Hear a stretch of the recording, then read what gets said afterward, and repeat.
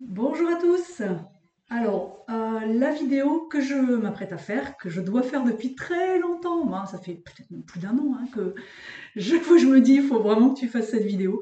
C'est une vidéo sur dépersonnaliser la flamme jumelle.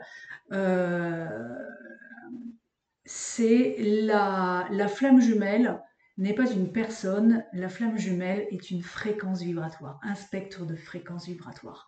Voilà, j'ai tout dit. Donc voilà, je dirais que cette vidéo, pour moi, elle est importante finalement, parce que un jour, je pense en 2025, je ferai une ou deux vidéos pour parler de mon parcours. Jusqu'à présent, c'était trop tôt. Et j'avais besoin de vidéos qui posent le socle du discours. La première vidéo remonte à 4 ou 5 ans, qui s'appelle les doubles FG. Et ça, c'est très très important. Je pense qu'il y a de plus en plus de personnes qui peuvent comprendre maintenant cette vidéo par rapport à leur propre parcours. Aujourd'hui, je fais une deuxième vidéo un petit peu dans ce sens-là, mais dit différemment. Parce que on est à un tournant là au niveau des flammes jumelles. Il y a beaucoup de personnes qui ont rencontré leurs flammes jumelles en 2017, 2018, 2019 et se retrouvent dans l'impasse. Le lien n'est plus actif. Le lien, il est artificiellement maintenu par le fait de poser que la flamme jumelle est cette personne. Et c'est pas une personne, en fait. Donc je voulais vraiment parler de ça, parler de cette énergie complémentaire. En vrai, les gens ils vont dire cette personne c'est ma flamme jumelle. Et je comprends dans tout ce qui est matriciel, on va avoir cette programmation au niveau. Certains se détachent d'ailleurs des flammes jumelles parce que il y a cette programmation là, cette programmation un peu New Age qui nous fait raconter des choses. C'est hyper. Moi, je trouve que le discours est intéressant, mais c'est important aussi de prendre un petit peu de recul et de revenir aux fondamentaux. Les fondamentaux, je les ai posés aussi dans une vidéo qui s'appelle Explication sur l'âme et l'ego. Euh, nous sommes en fait composés de, on va dire, plusieurs composantes de nous. On a un corps. On a un corps. Ensuite, on a une âme artificielle, c'est-à-dire une âme créée par la matrice, par cette terre enfermée, qui va être compatible à l'incarnation dans cette terre enfermée. Sinon, on ne pourrait pas, en fait. Si le divin, notre esprit se projetait directement, en fait, il ne pourrait pas passer la matrice d'enfermement. Ou alors, on exploserait. On a un corps qui est adapté à cette terre enfermée. Donc, on a notre corps physique et on a l'âme, une structure. L'âme, c'est une structure énergétique qui nous permet de pouvoir vivre euh, au niveau de notre incarnation. Et cette âme artificielle, en fait, est composée de l'ensemble de nos mémoires. Les mémoires de la lignée, les mémoires de nos vies antérieures. Ça, c'est la partie ego, personnalité. On peut y ajouter le mental inférieur, etc. Et les programmations surtout. Je suis désolée, mon débit il est un peu lent, mais c'est parce que je traduis en même temps ce que je reçois. Voilà. Ensuite, on a on a une autre facette en nous que les portails organiques n'ont pas, mais que les personnes qui regardent cette vidéo ont, c'est la partie, on va dire, divine, la partie connectée à notre propre source. Et là, on a une structure âme qui est créée par notre soleil d'origine. C'est une âme qui est animée par notre essence. Donc, c'est pour ça que je parle de l'âme égo et de l'âme esprit. Nous vivons de façon mécanique dans l'âme égo, avec nos programmations, nos limites, nos protections. Ça inclut la psyché, ça inclut les verrous de la psyché. Et ça, c'est important dans le discours après par rapport aux flammes jumelles. Et ensuite, nous avons l'âme-esprit. Et tout le travail, c'est de se désidentifier de cette partie-là pour reconnecter à cette partie-là et recréer un lien avec l'incarnation. Parce que dans les consultations, je vois des personnes qui ont fait ce cheminement-là, mais qui sont trop perchées, qui se font avoir par le haut astral. Et donc, c'est important ensuite, une fois qu'on a ouvert l'esprit, on a compris qu'on n'était pas juste notre personne, en fait, de relier dans l'incarnation. Et là, on touche l'âme-esprit, on touche à notre esprit. Et du point de vue de notre esprit, lui, notre esprit, il a la Terre, il a d'autres planètes, et il a même toutes les lignes de temps de la Terre. Notre esprit, il est lié au divin. C'est une des manifestations du divin. Non, pas dans la forme, mais déjà dans l'énergie consciente. Donc c'est énorme, notre esprit. Et il va se projeter. Il va se projeter, en fait, sur plusieurs lignes de temps. J'ai eu pendant très longtemps une partie de moi, même une autre instance de moi, qui vivait au Moyen-Âge, en même temps. C'est ça qu'on appelle les vies parallèles. C'est quand on se place du point de vue de l'esprit et qu'on voit qu'en fait l'esprit se projette. Il peut se projeter dans la même incarnation, là, dans le même espace-temps, mais il va se projeter dans notre multidimensionnalité et dans les vies parallèles, sur d'autres planètes, etc. Donc on a plusieurs manifestations de l'esprit. Et donc, si on reste au niveau individuel et qu'on dit je suis flamme jumelle, c'est ok et pas ok en même temps. C'est ok quand on inclut notre essence, le spectre qui nous anime, le spectre de fréquence qui nous anime. Et c'est pas ok quand on va le dire à partir d'un point de vue de l'ego, de l'âme égo, qui va dire je. En fait, je suis ça, et dans le sens d'une identification. Donc en fait, je suis un spectre de fréquence. Ma conscience, en fait, s'anime et match dans un certain rayon de fréquence, qui a une certaine mélodie, qui a une certaine colorimétrie, etc., etc. On peut le traduire sous toutes les formes que l'on veut. Donc je vibre, donc il y a 20 ans, je vibrais ça de ma mélodie, et depuis 20 ans, on va dire que je vibre ça. La flamme divine, ça va être l'énergie, la gamme de fréquences la plus compatible avec notre mélodie, qui se retrouve dans le spectre exactement en face. C'est pour ça qu'on parle de complément divin, en fait. Vous voyez, c'est complément divin, voilà. Et donc, cette fréquence, l'esprit peut très bien projeter une partie. D'ailleurs, dans l'incarnation terrestre, on ne peut pas encaisser, on ne peut pas naître avec notre gamme entière. Donc en fait, on a des projections d'instances, et nous sommes une instance de notre esprit qui se projette. Donc quand on rencontre une personne et que l'on tague le mot « c'est ma flamme jumelle », en fait, c'est parce que derrière, on reconnaît que l'autre a une partie de l'énergie qui va être en complément, en fait, à nous. Et ce qui est intéressant, et c'est tout le discours intéressant justement de cette littérature FJ à travers les vidéos, les livres, c'est que si on veut faire alliance avec notre esprit, si on veut pouvoir créer notre vie non pas à travers des programmations astrales, des lois d'attraction, des choses comme ça, si on veut vraiment faire alliance avec notre esprit, eh bien on a tout intérêt à augmenter notre spectre de fréquence pour se rapprocher vibratoirement et devenir plus compatible avec justement ces hautes fréquences. Donc la rencontre avec la flamme jumelle est une opportunité d'aller explorer des modes de fonctionnement, des lectures de la vie complètement différentes, moyennant le problème de l'âme artificielle et de l'ego, c'est-à-dire tout l'ensemble de la programmation et des réactions et des conditionnements au trauma des vies antérieures.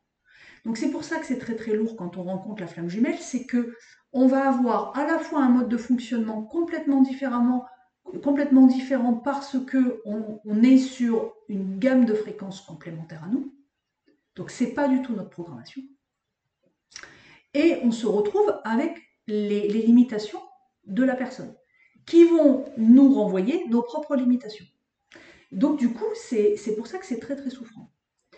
Et que malgré la haute compatibilité de nos deux fréquences, on va se retrouver en fait avec ça qui fait ça en permanence, des moments magnifiques et puis ensuite, ben, en fait, il y a diffraction, je peux plus, ma conscience ne peut plus soutenir cette énergie complémentaire et se remet dans la partie amégo par sécurité. Et c'est pour ça que du coup, il y a des mécanismes d'anxiété ou de fuite, etc. Donc du coup, qu'est-ce qui se passe au niveau des rencontres? On va rencontrer une personne qui va activer tout un processus de guérison en nous pour, dans un premier temps, en fait, nous permettre de passer de là à là.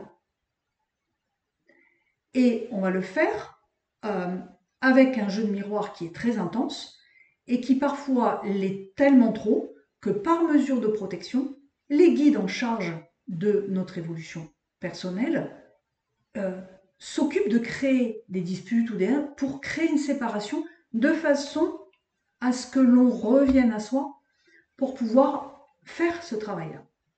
Et le premier piège qu'il y a dans la rencontre avec la flamme jumelle, ben c'est cette phase, et je l'ai vécu, donc il n'y a pas du tout de discours, c'est de se tourner tout le temps vers l'autre. Et l'autre, et pourquoi il fait ci, pourquoi il m'écrit pas, pourquoi... En fait, il faut savoir que tout est articulé d'une certaine manière. Voilà, donc c'est dans cette phase-là, alors moi j'ai plus beaucoup de personnes en consultation, j'ai encore des consultations de flamme jumelle, hein, mais en général c'est des personnes qui sont déjà dans le détachement. J'ai peu de personnes qui sont au démarrage là, qui sont vraiment dans je me tourne vers l'autre, je me tourne vers l'autre. Mais voilà, peut-être il y a des personnes qui sont dans cette phase-là. Voilà, essayez de vraiment comprendre à chaque fois que vous identifiez que vous êtes focus sur l'autre, en fait, vous n'êtes pas dans ce qui est attendu, qui est vraiment de passer de votre gamme de fréquences qui est là, avec toutes les limitations, tous les verrous, à ça. La deuxième étape, c'est de dire une fois qu'on est là, on est du coup dans une forme de détachement qui fait qu'en interaction avec la flamme jumelle, on va avoir un détachement suffisant pour pouvoir observer le comportement de l'autre qui est de voir la programmation de l'autre, qui est donc différente. Et c'est là où on se rend compte qu'on ne peut pas aider réellement l'autre, puisque nous, notre cheminement, en fait, ben, il est pas du tout pareil. Une femme yang va avoir plutôt un comportement de prendre des décisions tranchées, pouvoir dire non, ça c'est pas ok, c'est pas respectueux. Voilà, on travaille comme ça en structure yang au départ. Et une structure yin va essayer, elle va être dans j'accueille avec une forte transmutation. Donc en fait, les deux font le chemin. Il n'y en a pas. Mais c'est juste que la personnalité yang va... Enfin, c'est pas une personnalité. Pardon. On me dit stop. La structure yang, ouais, ça passe. La structure yang va être... Bah, du coup, j'ai perdu le fil. Vous pouvez me renvoyer. La structure yang, oui, voilà, va être plus dans un travail actif et la structure yin va être plus dans un travail passif. Donc c'est pour ça que c'est pas très grave si vous êtes une structure yang, femme ou homme, hein, et qui rencontrez une structure yin, et que la personne, par exemple, n'est pas ouverte à la spiritualité. C'est pas du tout un problème, parce que comme cette personne-là a un programme de travail plutôt passif, en fait, tout va se faire en confrontation avec la vie, avec des décisions, et la structure yin va travailler beaucoup plus par symbolisme. C'est-à-dire que les événements de la vie vont être symboliquement des reflets de ce qui est à corriger à l'intérieur. alors que la structure yang va vouloir comprendre. Puis au fur et à mesure qu'on intègre notre énergie complémentaire, du coup il va y avoir une harmonisation des polarités, où finalement on va devenir tellement complet que on va être capable de, en fonction des situations, de pouvoir être en travail passif, en travail actif. On va pouvoir poser un regard où on voit les deux possibilités arriver. Tiens, bah là, je ne vais pas passer en mode guerrière. Là, je vais être plutôt dans la transmutation. Voilà, je vais être dans le réceptacle, etc., etc. Vous voyez. Donc ça, c'est le deuxième point, c'est une fois qu'on a élargi notre gamme de fréquences, on va pouvoir passer dans la deuxième étape à l'énergie complémentaire. Et l'énergie complémentaire, tout comme nous sommes dépositaires en tant qu'instance d'un spectre d'énergie, on n'est pas les seuls en fait à avoir ça. Alors on n'est pas forcément supposé rencontrer nos doubles qui comportent la même gamme de fréquences, parce que c'est pas très intéressant, c'est pas super constructif d'une certaine manière. Enfin, voilà, on se retrouve, on fonctionne pareil, ok, voilà, on est amis, mais bon, voilà. Donc du coup, il n'y a pas forcément création de rencontres avec les âmes doubles. Il y a beaucoup moins de rencontres d'âmes doubles que de personnes qui vont... Alors des âmes jumelles, hein, dans une vidéo sur les âmes jumelles, j'avais expliqué à la fin de la vidéo que la jumélité, le spectre en fait, pouvait se voir sous forme d'un cercle. Où en fait, on va matcher avec une personne qui va avoir un petit peu de compatibilité avec nous, mais un petit peu de fonctionnement. Donc là, il y a beaucoup d'amitié en fait ici. Et là, il va y avoir vraiment comme un élan de fusion par rapport au spectre en face. C'est pour ça que c'est pour ça que les flammes jumelles ont un programme de couple. Parce que sinon, si c'est amical, on va être soit dans une limitation de protection, souvent le runner qui va être plutôt dans non, je veux pas m'engager, c'est trop souffrant pour moi, donc l'amitié. Mais en vrai, c'est pas de l'amitié, c'est de l'amour platonique. Mais la vraie amitié, elle se trouve là. Ou alors on n'a pas rencontré d'autres flammes jumelles et c'est juste une âme jumelle avec un spectre qui est assez proche au niveau des fréquences. Voilà. Donc du coup, dans le parcours, eh bien, je remarque. Alors, ça m'est arrivé. J'avais fait cette vidéo sur les doubles avant de rencontrer ma deuxième instance. La première instance a servi vraiment pour moi à faire ce premier travail, de continuer, puisque du coup, quand je l'ai rencontré, moi j'avais déjà beaucoup cheminé. Donc ça m'a permis d'élargir encore plus, de régler aussi des choses au niveau comportemental sur des points qui étaient hyper importants pour moi à régler. Et la deuxième instance que j'ai rencontrée me permet, dans ce détachement-là, de pouvoir observer la façon de fonctionner différente dans la programmation. Alors, il y a la partie programmation dysfonctionnelle de notre amigo et de l'astral, mais ce qui m'intéresse, c'est d'aller regarder la façon de fonctionner de l'essence du spectre, en fait. Et au fil du temps, je me rends compte que même si fréquentiellement, au départ, c'était pas tout à fait la même énergie que ma première instance, plus je chemine, plus je me rends compte que cette fréquence est en fait la même. Mais ça se fait pas comme ça, parce que il y a l'autre en face qui va plus ou moins intégrer aussi, qui va plus ou moins comme laisser passer cette fréquence-là. Et l'autre peut très bien, voilà, si on rencontre cette personne-là au début, on ne va pas forcément la reconnaître, obligatoirement. Et c'est parce que l'autre fait aussi ce travail-là. Donc moi, je me retrouve de façon beaucoup plus libérée à parler de ces doubles FJ, de ces instances FJ, de pouvoir voilà, exprimer que j'ai rencontré une deuxième instance FJ, parce que je sens que c'est enfin je le vois aussi en consultation, c'est ce qui arrive à des personnes qui arrivent enfin à se dire non mais en fait le lien avec la première instance est clôturé, c'est pas actif, c'est pas OK pour moi de maintenir une forme d'espérance illusoire, etc.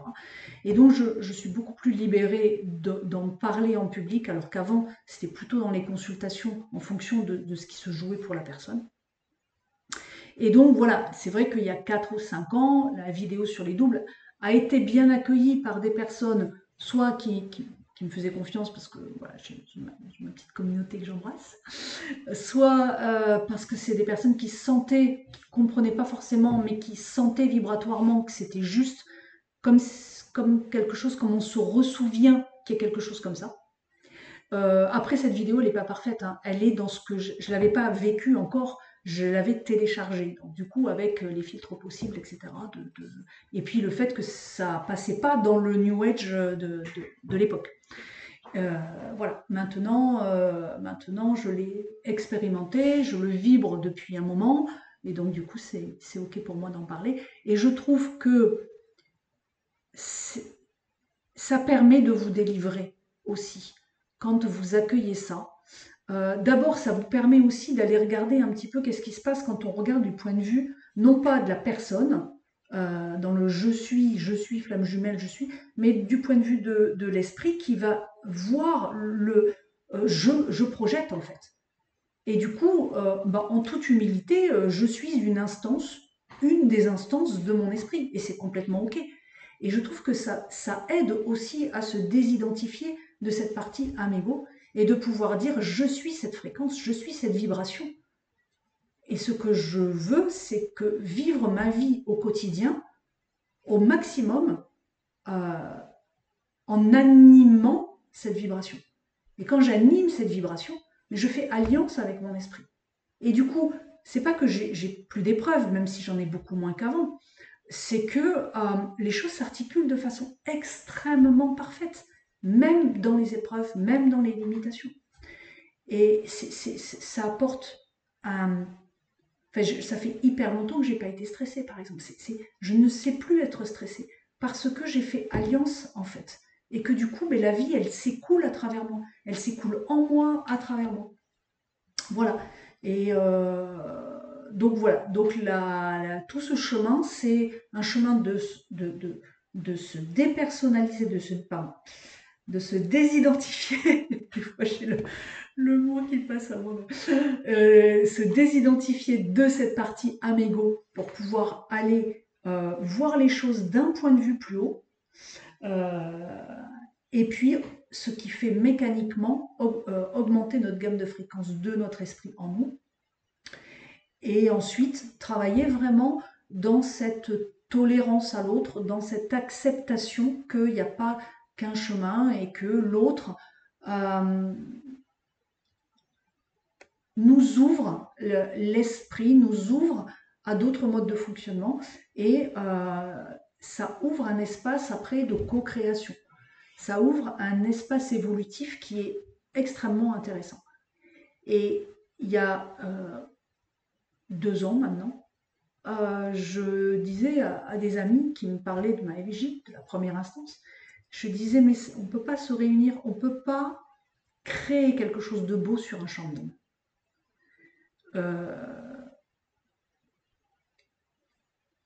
Voilà. Il y avait une opportunité, elle n'a pas été saisie. Les probabilités étaient peut-être pas favorables, puisque le futur est une question de probabilité.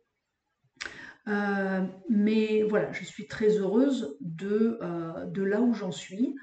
Et voilà.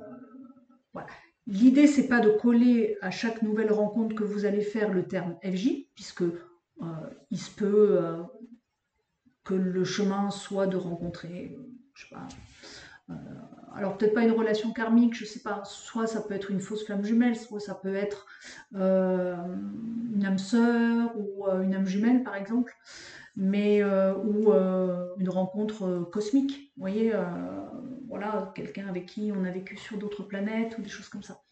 En général, ça correspond à là où vous en êtes au niveau de votre chemin. Voilà les amis, écoutez, je suis contente d'avoir réussi à faire cette vidéo. J'ai procrastiné ce sujet, mais... Et en fait, en vrai, maintenant que je l'ai faite, je me dis, mais fait, c'était, je sais pas pourquoi tu as procrastiné, en fait. Voilà. Bon, bah écoutez, je vous souhaite une très belle journée. Je vais vous mettre en écran de fin la vidéo sur l'Amego, explication sur l'Amego, et la vidéo sur les doubles. Comme ça, du coup, vous n'avez pas besoin de la rechercher sur l'ensemble. Et puis, j'entends des personnes qui disent: «Ah, Diane se remet à faire des vidéos flammes jumelles». Ben, en fait, moi, je suis pas réellement décisionnaire. C'est pas moi qui établis un choix, c'est que je fonctionne par élan. Et comme vous l'avez vu dans les soins énergétiques que je propose, ben, des fois, je dis des choses et puis ça... Puis, en fait, non, c'est ça. Je vis pas mentalement, en fait. Je vis par élan, par impulsion de ma conscience supérieure en moi. Donc voilà. Après, il y a des choses que je devrais faire, mais je ne suis pas l'élan parce que je mets une limitation, je mets mes noms. Voilà. Et ça, c'est un point qu'il va falloir que je travaille. Voilà. Bah écoutez, je vous embrasse, passez une bonne journée. À tout bientôt. Ciao, ciao.